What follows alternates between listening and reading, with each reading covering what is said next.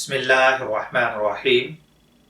अस्सलामुअलैकुम dear viewers, आपके favourite informative channel Furqan TV से आपकी खिदमत में हाजिर हैं।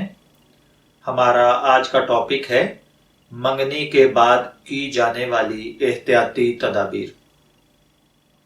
देखिए भाइयों और बहनों, उमूमन मंगनी को निस्फ शादी समझ लिया जाता है और निकाह से पहले आम तौर पर हमारे मुआशरे में एक बुरा फेल ये आम हो चुका है कि लड़का लड़की आपस में मिलना शुरू कर देते हैं।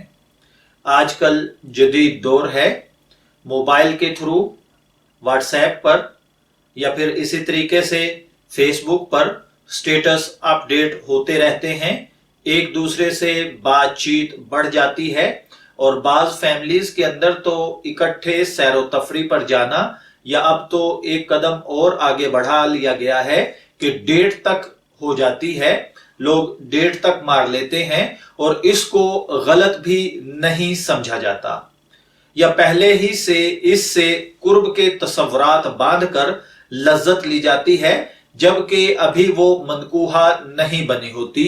ये सब चीजें याद रखिए, हराम हैं, गलत हैं, नाजायज हैं, जबकि अभी वो मनकूहा नहीं बनी। इस बात पर आप मुझे कंजर्वेटिव कहें, कदीम दमाग कहें, पुरानी बातों करने वाला कहें, लेकिन याद रखिए जो चीज अल्लाह को नाराज करने वाली है वो कभी भी कहीं भी जायज नहीं हो सकती और इससे आप सिर्फ अपने रब्बे वहदहू ला शरीक की रहमत से दूर होंगे, करीब नहीं होंगे।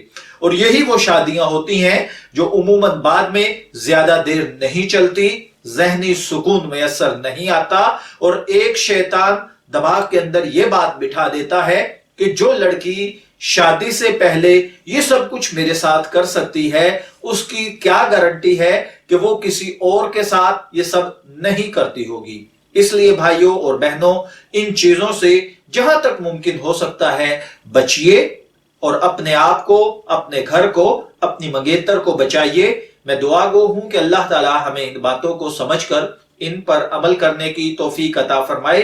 इजाजत चाहेंगे, फिर मिलेंगे किसी नए टॉपिक के साथ। तब तक के लिए अल्लाह हाफिज।